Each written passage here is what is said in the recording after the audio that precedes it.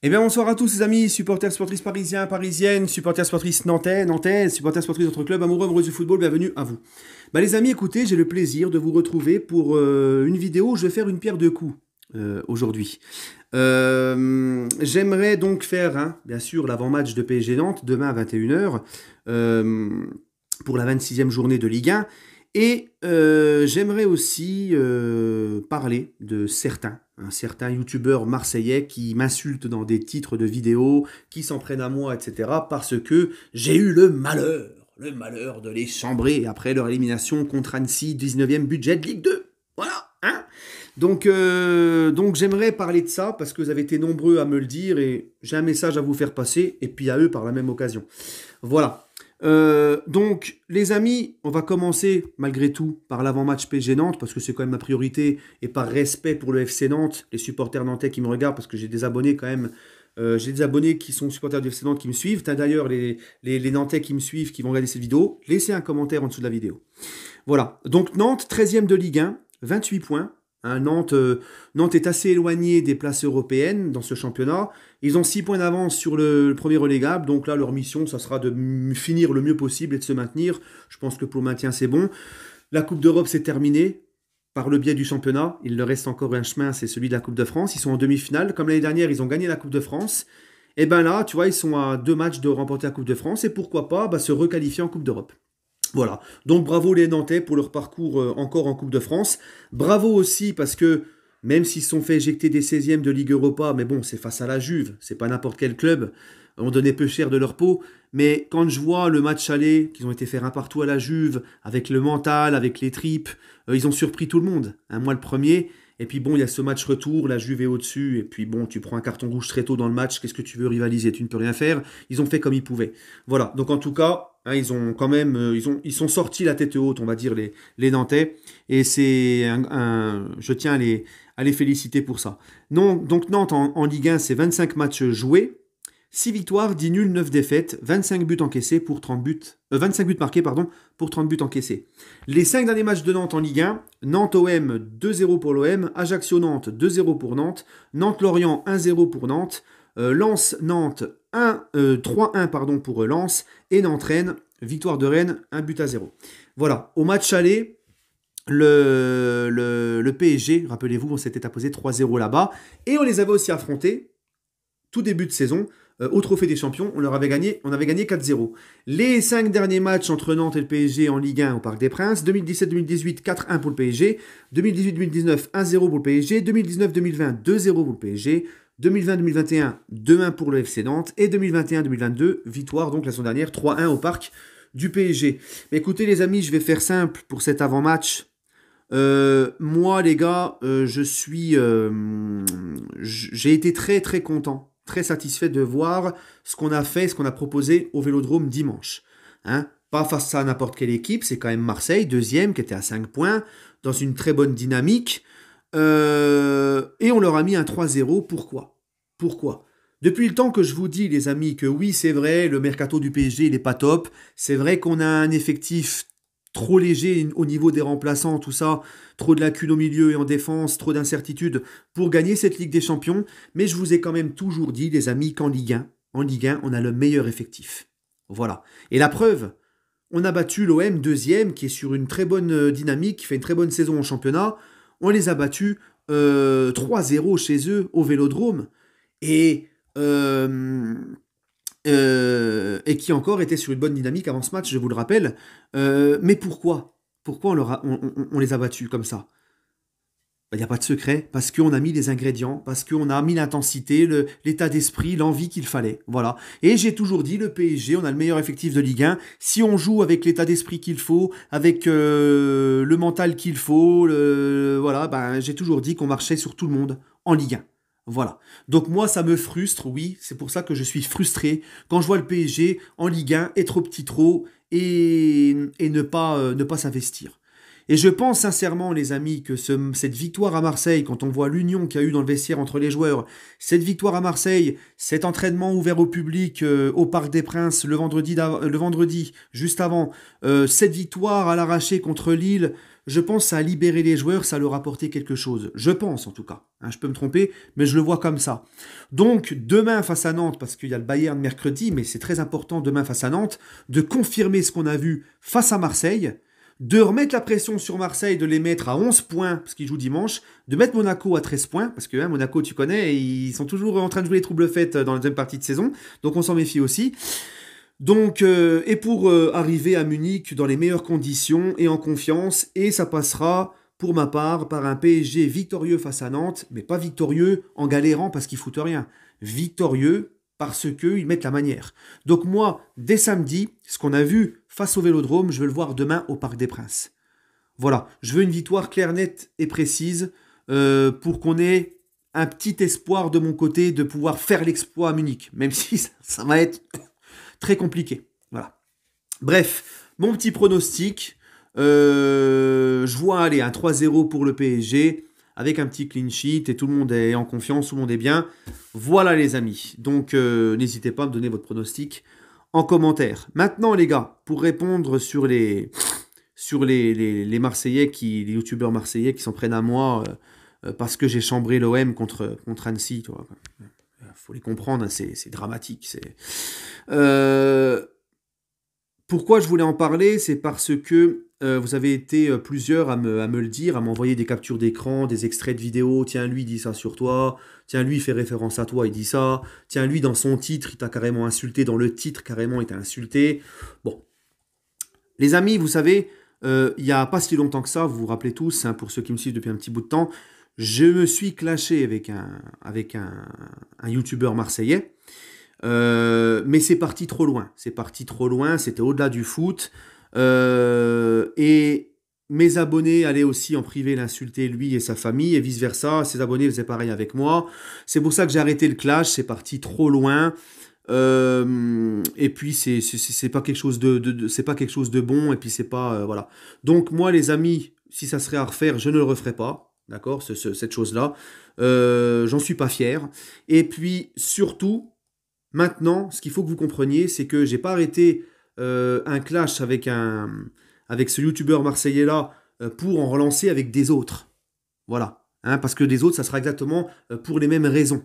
Voilà, ça va faire la même chose, ça va être au-delà du foot et ça va être...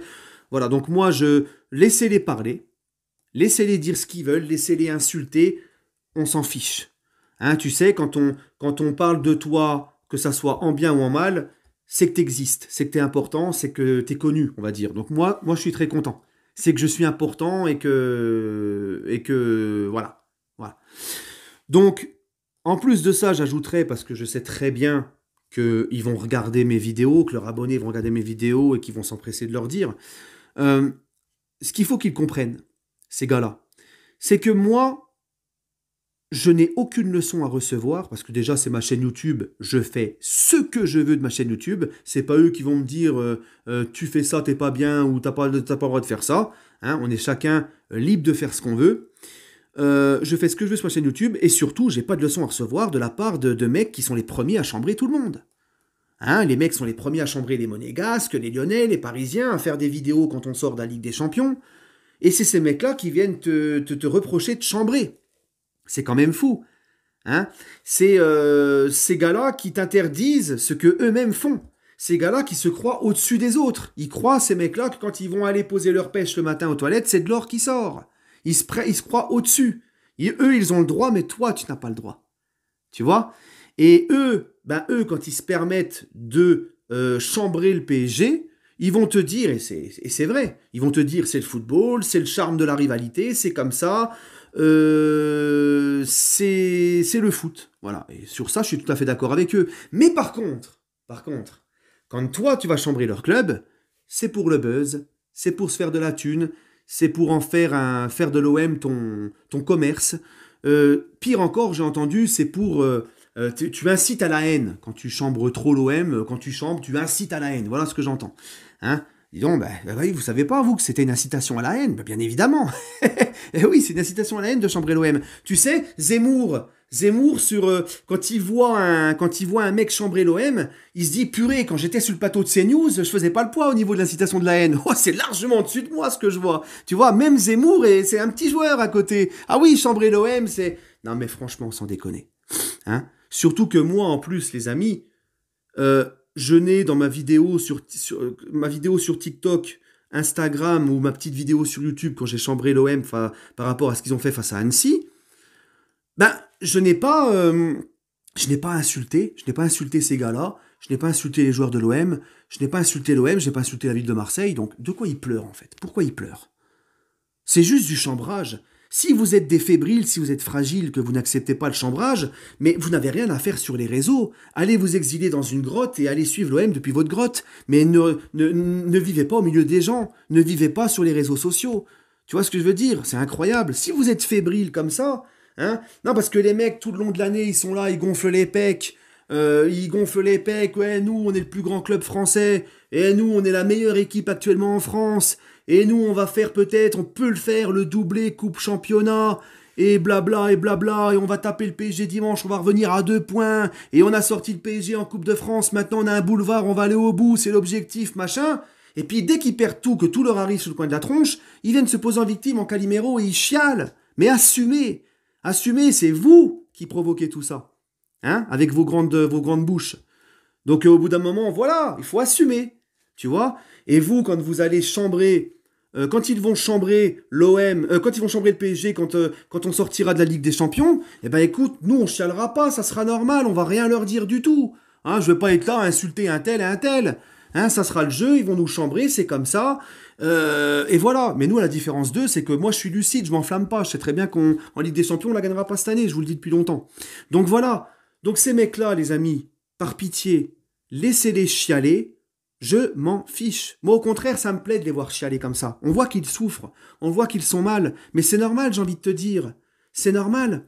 Tu vois, ça fait 10 ans qu'ils ne gagnent plus rien. Ils ont vu, depuis qu'il y a le PSG de QSI, ils ont vu Lille, Montpellier, Monaco gagner le titre de champion devant le PSG de QSI. Ils ont vu Rennes, Guingamp, Bordeaux, Nantes, gagner la Coupe de France, Lyon aussi, gagner la Coupe de France depuis qu'il y a le PSG de QSI, réussir à gagner la Coupe de France ou le championnat, il y en a eu des équipes, tu vois, et eux ils se disent, purée, nous, le plus grand club français et tout, on n'arrive même pas à faire ce que des autres clubs français font. Donc ils ont la haine, ils ont le seum, c'est comme ça les gars. Les seuls trucs qu'ils ont à fêter, c'est nos éliminations en Ligue des Champions, et c'est leur victoire à Bordeaux au bout de 40 balais presque là. Plus de 40 ans même je crois. Voilà ce qu'ils ont à fêter. Ils ont que ça. Il faut se mettre. Tu vois, ils sont tristes. Ils sont aigris, ils sont haineux. Est-ce qu'ils sont tristes parce que voilà, leur club c'est plus rien pratiquement. Au niveau du palmarès, au niveau de tout. En 30 ans, c'est très pauvre. C'est un titre de champion en 30 ans, l'OM. 3 coupes de la Ligue et 1 ou 2 trophées des champions, je ne sais plus. Voilà ce que c'est en 30 ans. C'est très minable. Très, très, très minable.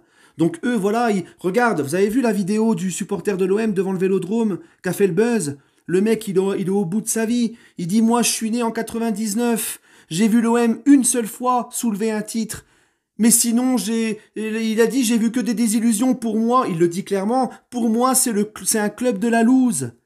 Tu vois, ils souffrent, les mecs. Il dit, je suis né en 99. Donc ça veut dire que la dernière Coupe de France de l'OM, 10 ans avant sa naissance, il l'a pas connue. 93, l'étoile, le vieux discrié qui nous sortent leur seul argument, l'étoile 93, ce mec-là qui est né en 99, eh ben, tu vois, pour lui, c'est que des contes d'anciens. Il n'a jamais vécu ça dans sa vie. Voilà, donc il faut les comprendre. Ils sont plus qu'ils étaient, ils ont du mal à admettre ça, ils ont du mal à voir des autres faire ce que eux, ils ne savent plus faire. Il faut, voilà, ils sont aigris, ils sont haineux, laissez-les dans leur haine, laissez-les dans leur aigreur. Laissez-les insulter, laissez-les mépriser. Et puis moi, encore une fois, les amis, j'ai pas le temps de rentrer dans des clashs avec des mecs qui vont pas te clasher par rapport à la rivalité PSG-OM et par rapport à ton club. Ils vont te clasher en pointant du doigt ta religion. Ils vont t'attaquer sur la religion. Ils vont t'attaquer sur ta vie privée. Ils vont t'insulter. Voilà, c'est que ça leurs armes, que ça. Parce qu'au niveau de leur club, il n'y a plus rien. Donc moi, ça m'intéresse pas, ces zigotos-là. Ces gens-là ne m'intéressent pas, les amis. Laissez-les m'insulter dans les titres, laissez-les m'envoyer des pics, je m'en moque. Voilà. Hein? Tu sais, l'OM, les amis, il faut pas se mentir, et ça, ils le savent très bien. L'OM, c'est un petit peu comme ce mec qui a 30 ans, qui était super beau gosse, qui avait toutes les filles à ses pieds, il faisait tomber toutes les filles, et qui, 30 ans plus tard, tu vois, il a pris de la bouteille, il est âgé, il est ridé, il est plus ce qu'il était, il attire plus aucune fille, et la seule chose qui fait tomber, c'est les mouches. Voilà, bah c'est ça l'OM en fait. Et eux, ben voilà, ils sont pas bien, ouais, mais écoute, voilà, hein. Mais ils continuent de fanfaronner, ils continuent voilà. Donc moi, un truc qu'il faut qu'ils sachent, ces gens-là, c'est que ils peuvent raconter ce qu'ils veulent, insulter, parler, je m'en fiche, je ne calcule plus. Voilà, donc vous les amis, arrêtez de m'envoyer leur débilité de gamin de 15 ans. Hein, les mecs, ils chambrent. Dès que toi tu chambres, ils sont là. Vivement le Bayern, qu'on se venge. Tu vois, ils ont quel âge ces gars-là, hein, mentalement, franchement. Bref, donc moi ça ne m'intéresse pas, les amis. Vraiment. D'accord. Ce sont que des chialeuses. Hein, eux qui disaient tout le temps les Lyonnais et Olas, c'est des chialeuses, ils sont pareils, ils sont même pires. Hein, j'ai jamais vu plus chialeuses que ces gens-là. Donc voilà, laissez-les. Hein, je parle de ceux qui agissent comme ça, parce qu'il y a beaucoup de supporters de l'OM qui ne sont pas du tout là dans ce délire-là et qui me respectent. Hein. Voilà. Donc c'est tout ce que j'avais à dire. Maintenant qu'ils sachent une chose, c'est qu'ils peuvent faire ce qu'ils veulent, insulter, calomnier, faire les montages vidéo qu'ils veulent, machin, ceci, cela. Qu'ils sachent une chose, c'est que moi, je continuerai toujours et encore à les chambrer, même si c'est 300 fois par jour. Voilà. Hein, ça sera comme ça. On fait ce qu'on veut. Voilà. Hein, on a notre chaîne YouTube, elle nous appartient, elle ne leur appartient pas à eux. On fait ce qu'on veut. Ça te plaît pas, ben écoute, pleure et puis bois tes larmes. Qu'est-ce que tu veux que je te dise, hein? Bref, allez les amis, prenez soin de vous et puis on se retrouvera demain pour le débrief à chaud.